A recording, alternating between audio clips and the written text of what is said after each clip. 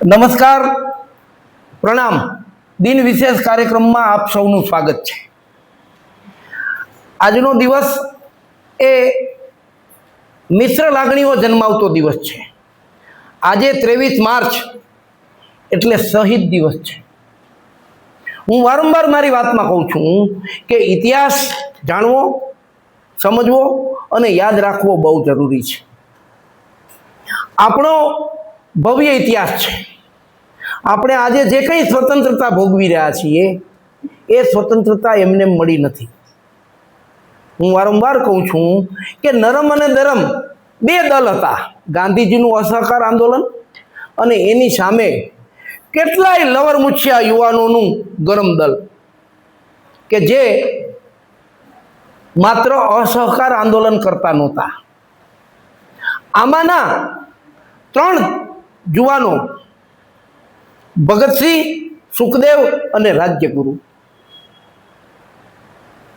આનો આજે શહીદ દિવસ છે. આ ત્રણેયને 23 માર્ચના દિવસે ફાંસીને માચડે લટકાવી દેવામાં આવી.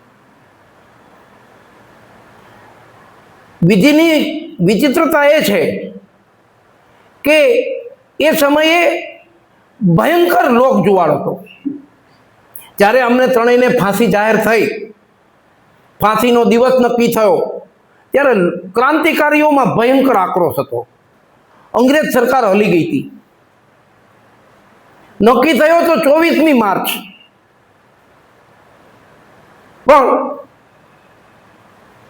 23 માર્ચે ફાંસી આપી દેવામાં આવી. એટલું જ નહીં, એને જે લાહોરની સેન્ટ્રલ જેલમાં રાખ્યા હતા એ જેલની અંદર બાકોરું પાડીને પાછળથી એના પાર્થિવ દેહને નષ્ટ કરી દેવામાં આવ્યા. આ ત્રણેયની શહીદીનો દિવસ એટલે આજે શહીદ દિવસ. ઇતિહાસ ઘણો લાંબો છે. જલિયાવાલા બાગમાં હત્યાકાંડ થયો ત્યારે ભગતસિંહ 11 વર્ષની ઉંમરના હતા. એને ખબર પડી. બીજા દિવસે પોતાના ઘરથી 40 માઇલ ચાલીને ગયા અને એક કાચની બોટલમાં એ જે રક્તરંજિત માટી હતી એ ભરી અને એ દિવસે સંકલ્પ કર્યો કે અંગ્રેજોનો આ અત્યાચાર સહન કરવામાં નહીં આવે. અને ત્યારથી ભગતસિંહનું જીવન બદલાઈ ગયું. એક સમય એવો આવ્યો કે એક સાયમન કમિશન અંગ્રેજોનું બનાવેલું ભારતમાં આવ્યું, જેને ડેલિગેટ્સ કહીએ, ભારતનો સર્વે કરવા માટે કે ભારત સ્વતંત્રતા માટે પુખ્ત થયું કે કેમ. અને લાહોરમાં લાલા લજપતરાય અને સાથીઓ દ્વારા સાયમન ગો બેકનું એની સામે આંદોલન છેડવામાં આવ્યું. અને એ આંદોલનમાં આ લાલા લજપતરાયને અંગ્રેજોએ લાઠીચાર્જ કર્યો. એ મૃતપાય થયા ત્યાં સુધી એના ઉપર લાઠીઓ વીંજવામાં આવી. આ ઘટના જોઈને ચંદ્રશેખર આઝાદ અને ભગતસિંહ આણે સંકલ્પ કર્યો કે આ સાયમન નામનો જે અધિકારી હતો કે જેણે લાઠીચાર્જનો આદેશ કર્યો એને જ્યાં સુધી મારી નહીં નાખીએ ત્યાં સુધી જંપીને બેહીશું નહીં. થયું એવું કે એને શૂટ કરવા જતાં એ સાયમનને બદલે બીજો કોઈ અધિકારી શૂટ થયો અને એને શૂટ કર્યા પછી લાહોરમાં કિલ્લેબંધી થઈ. ચંદ્રશેખર આઝાદ છે એ અને ભગતસિંહ બે નીકળી ગયા ત્યાંથી, પકડાયા નહીં.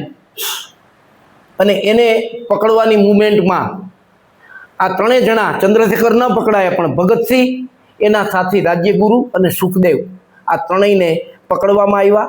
એનો લાંબો કેસ આવેલો. ઇતિહાસ બહુ જબરજસ્ત છે, કારણ કે આ યુવાનો ક્રાંતિકારીઓ હતા એટલે કોઈ સામાન્ય એરાગેરા નહોતા. ખૂબ બુદ્ધિશાળી હતા, ખૂબ બુદ્ધિશાળી હતા. યોજનાપૂર્વક અંગ્રેજોને એમ લાગે કે અમે આ સ્ટેપ જીતી ગયા, પણ જીતવાને બદલે હારતા જાય એ પ્રકારની વ્યૂહરચના. જ્યારે કોર્ટમાં કેસ હાલતો હતો ત્યારે કોઈ એક એનો સાથી ગદ્દાર એ ફરી ગયો અને એની વિરુદ્ધ જુબાની આપવા આવ્યો. ત્યારે ભગતસિંહે એને ઇરાદાપૂર્વક ઉશ્કેર્યો કે તું ક્રાંતિકારી નથી. પેલો કે હું ક્રાંતિકારી છું. કે તો તને બોમ્બ બનાવતા આવડે જ? તને બોમ્બ બનાવતા નથી આવડતો. પેલાને સમજ ન પડી એમ. પેલાએ જીદ કરી કે મને બોમ્બ બનાવતા આવડે, તો બતાવ કેમ બોમ્બ બને. એ આખું બોમ્બ બનાવવાની આખી રેસીપી વર્ણવી અને બીજે દિવસે શબ્દસહ છાપામાં આવી ગઈ, એટલે આખા દેશના ક્રાંતિકારીઓને બોમ્બ બનાવતા આવડી ગયું.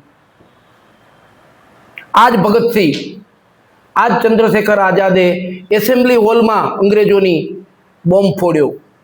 એ કોઈને મારી નાખવાનો તો ફોડ્યો, પણ યુવાનોમાં એક આંદોલન ઊભું થાય, અંગ્રેજોમાં એક ભય ઊભો થાય, એ માટેનો એનો પ્રયત્ન હતો.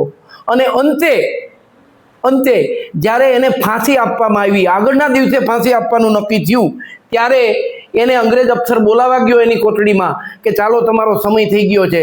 ત્યારે ભગતસિંહે કીધું કે 2 મિનિટ આપો મને, હું લેનિનને વાંચી રહ્યો છું.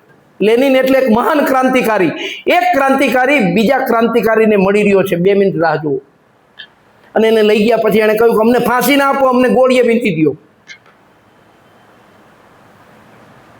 અને અંતે આ ત્રણેય માત્ર 22-23 વર્ષના યુવાનો, એને અંગ્રેજોએ ફાંસીના માંચડે ચડાવી દીધા.